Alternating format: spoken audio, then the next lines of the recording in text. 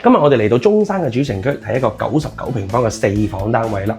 咁我哋從門口入到嚟咧，一個轉角位咧，呢個房間咧係半贈送面積嚟嘅。最重要係佢呢一個房間啦，呢個房間咧差唔多10個平方，其實都係全贈送面積嚟嘅。所以咧兩個房間分開晒，互不干擾㗎啦。咁廚房呢邊咧，我哋亦都好貼心咁啦，做咗個露台啦。咁個露台個景觀亦都係好好嘅喎，個景觀咧係望翻晒成個內園嘅位置。咁做咗個環廳嘅設計啦，亦都係非常之靚仔，亦都係好舒服㗎啦。成個廳如果加埋個陽台，封埋個陽台嚟講咧，其實接近成40個平方㗎啦。咁我哋呢度咧仲有間房喺度啊，作為兒童房嚟使用啦。咁最重要就係我哋嘅主人房啦。主人房咧係一個套房嚟嘅，大家可以望到。最主要係個鏡頭咧，我哋望翻門口先。佢唔係同門口咧直對嘅，因為係一個轉角位入嚟嘅，所以風水嚟講咧係冇問題，亦都唔會做到對沖嘅問題啦。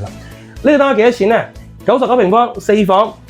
大概嘅總價80零萬就可以入手啦。咁首期方面咧，大概係12萬就可以入手啦。中山嘅主城區呢度咧，距離巴士站返香港啦，去到三寶啦，去到各大嘅商圈嚟講咧，都會大概5到10分鐘嘅距離㗎啦。